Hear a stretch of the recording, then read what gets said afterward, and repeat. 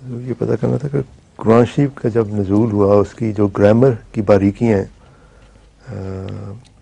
اس کا مطلب کیا شادی کیسے اس قرآن کریم کا جب نزول ہوا تو گرامر سکھا کر زبان نہیں سکھائی گئی تھی.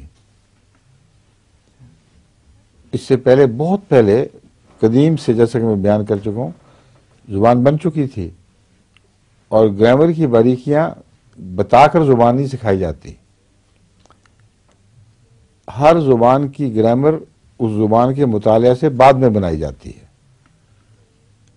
اس لیے جو بات میں نے کہی تھی وہ یہ معنی رکھتی ہے کہ جب آپ اردو کی گرامر بناتے ہیں تو اردو کی گرامر میں بہت کم قاعدہ کلی ایسے ہیں جو ہر قسم کے الفاظ اور کلمات کے اوپر برابر اطلاق رکھتے ہیں اور ان کو منظم کرتے ہوں. اور یہی حال دوسری زبانوں کا ہے. بعض دائروں میں قاعدے کام کرتے ہیں، اکثر میں نہیں کر رہے ہوتے، پھر ان کے لیے چھوٹے چھوٹے دور اور دائرے بنانے پڑتے ہیں اور بڑی مشکل گرامر ہو جاتی ہے. مثلا اردو گرامر میں کسی کا مرد ہونا، کسی کا عورت ہونا، یعنی الفاظ کا مذکر ہونا یا مؤنث ہونا ایک مشکل مسئلہ ہے.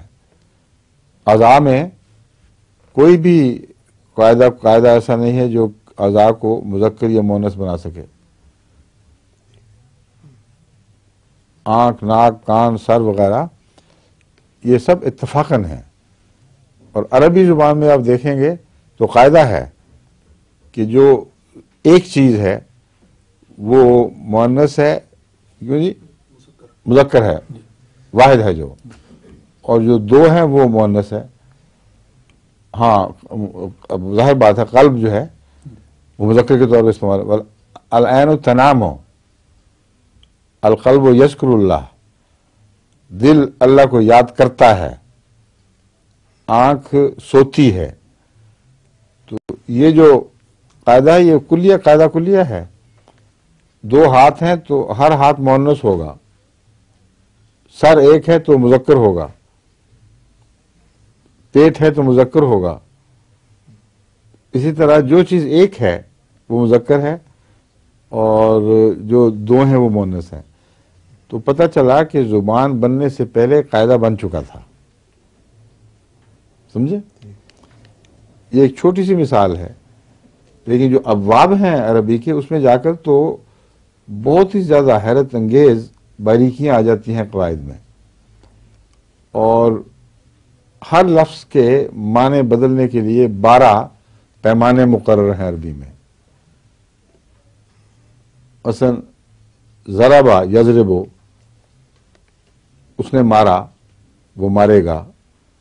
اور اس سے اگر دوسرے معنی پیدا کرنے اضطراب ہے لفظ.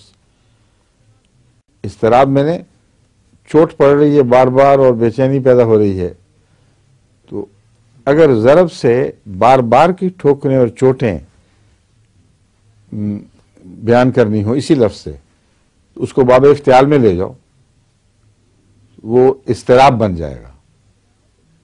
یعنی مار ہے مگر ریپیٹ چھوٹی چھوٹی چوٹیں پڑتی چلی جا رہی ہیں، بے چینی ہے، بے قراری ہے، یہ اضطراب کے معنی ہیں.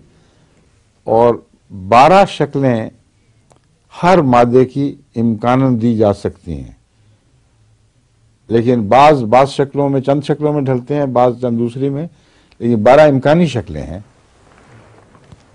اب یہ ارتقاء سے کیسے ہو گئی؟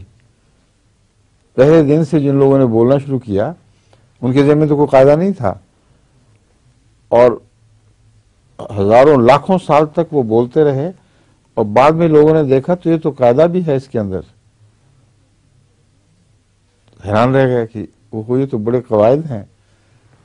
تو جو اتفاقاً چیز بنی ہو وہ اس طرح قواعد کے ذریعے نہیں بنتی، وہ وجود میں آ جاتی ہے پھر آہستہ آہستہ ڈیولپ ہوتی رہتی ہے. مگر عربی میں بڑے ترقی یافتہ قواعد ہیں، معمولی نہیں ہیں. ٹھیک ہے.